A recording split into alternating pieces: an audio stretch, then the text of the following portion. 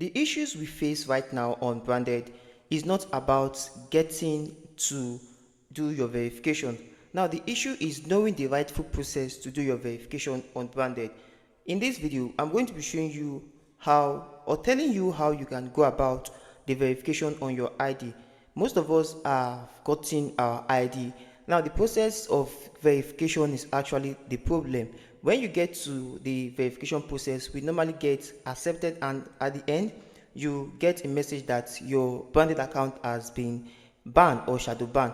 Now in this video, I'm going to be telling you what you need to know when it comes to verification of your branded account. Now, but before we proceed with this video, if you're coming across the channel for the first time, this is the voice of Joachim. So what I do right on this platform is to leverage online, make reviews, and also show you some things that have worked for me. The same method and process which you can also leverage on. Now, if this sounds like what you're interested in, please do well to smash the like button, subscribe to the channel, and most importantly, turn on the bell notification so YouTube can always notify you whenever I upload any valuable content like what you're about to watch.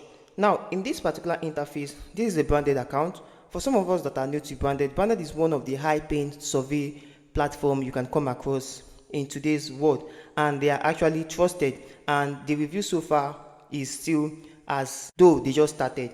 So you can see join now, that is if you're new to branded. Now when you come right here, you can see this how it works. These are the processes you need to know before getting started.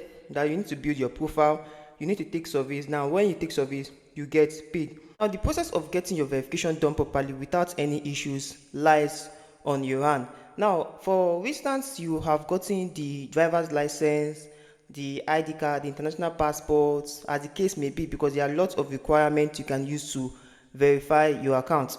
Some of you might be asking which one is the best. All of them are the best, depending on which one you currently have and which one is actually clear enough for you to verify your account. Now I'm going to be mentioning the mistakes we do during the verification, because most times we claim to blame the ID or the driver's license you're using to verify your account.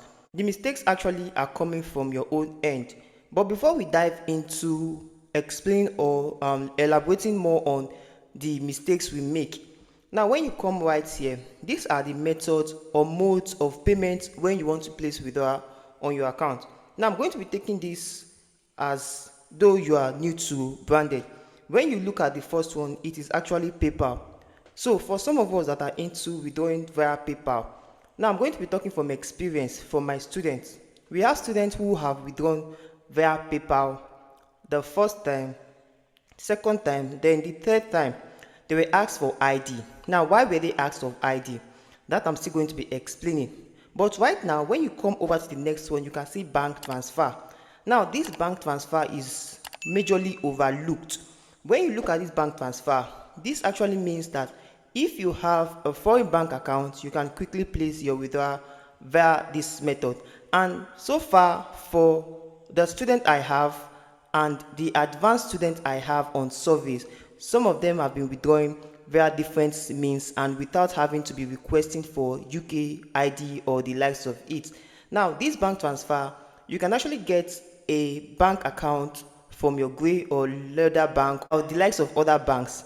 There's a way you can go about it, getting your foreign bank. Now you're going to be using that to withdraw. That is if you want to use the bank transfer. Now the bank transfer is actually very simple and straightforward if you know your way around it. All you just need to do is to put in the details that are required. Sometimes you might be asked of sort code and the likes of it. Put in your details and make sure if you're withdrawing from your account, make sure your branded account tallies with your bank account. That is, if you're having a UK branded account, let it be that you're having a UK bank account. And if you're having a US branded account, let it be that you're having a US bank account. Now you have the Visa, MasterCard, and the likes of it. Now the ones you're seeing right here are Amazon and Apple. These are gift cards. That is if you want to go ahead withdrawing via gift cards. Now let me tell you the logic of placing withdrawal on your branded account before I explain the mistakes you make on your account. Now you can see right here that this particular first line, this first and the second one and the third one actually deals with payment, swift payment, PayPal and bank transfer. When you are trying to withdraw via bank transfer, it is likely that your account is going to be moving smoothly before you place your withdrawal. Same applies to your PayPal. Now, the reason why you're asked of ID is because your IP has changed. I recommend you opening a branded account and meeting up your target, like meeting up the withdrawal threshold for that day and placing your withdrawal. Now, the moment you place your withdrawal, try to log out of your account. That is one, and clear your cache. Now, the other one I'm going to be explaining will be on my next video. That is the next strategy that actually works perfectly. This method I just explained, everyone knows about it, withdrawing and actually logging out from your account. Then you will not be asked of ID. Okay, now if you're coming to the bank transfer, it is likely that you keep on withdrawing via your bank transfer without requesting for ID. All you just have to do is to make sure you're using a static IP for all of this. Now, when you go ahead using your static IP for all of this, you would not be requested for your ID. Okay, so once you are requested for ID, I said that it is likely you go over to another mode of withdrawal. Yes, we have the PayPal, we have the bank transfer. But eventually you were asked to put in an ID to verify your account before proceeding in placing withdrawal via PayPal. What you can actually do is to find a way to your settings, change your zip code, your sort code, any code that is on your account. Then, if possible, change the address and everything, and go ahead using the other method, not the previous method, the other method. If you're using PayPal for the first method, let it be bank transfer for the second method. If you're using bank transfer for the second method, for the first method, let it be that you're using PayPal for the next method. So that is that for that. Now, let me move over to the mistakes we do while we are requested of ID. Now, while creating your account, you can see right here that these are extra opportunities you tend to get on your account. Weekly bonuses, referral rewards, and the likes of it. Now, these particular more ways to earn are actually what you need to focus on your first day, first week of having your account. You need to make your account sound like you're not a robot. It is only when there's a suspicious act on your account that branded requests for ID. Bet me there are lots of people running branded without ID for the past 2 to 3 months. And you'll be asking how, what am I doing wrong? So this is what I'm actually telling you. Do what you can do best to avoid your account being noticed for any suspicious activities. All right, so that is actually what you can do. And before you get started, I advise you also go through the frequently asked questions on branded so you can get to understand some other things on branded. Like I said, the mistakes we actually do on our account is majorly not being focusing and studying our IP. My advice for you is to make sure you're using a static IP and make sure you're always focusing on studying your IP and how you log into your branded account. You might log into your branded account and the next thing you will get is requesting for ID, and you have to do that. Then follow the process I showed you. And one more thing, make sure you're placing your ID on a flat plain surface under a white board or a white paper.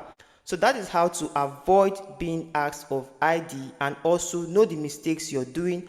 And also you can follow the process to verify that if this does not go well with you. So this is actually what you can do to safeguard your account unbranded and withdraw just like others who are not being asked of ID. So this is my experience and this is how I was able to navigate unbranded. If you actually want more detailed video on this, go down in the comment section and comment branded, and I'm going to be making a view of everything I said in this video.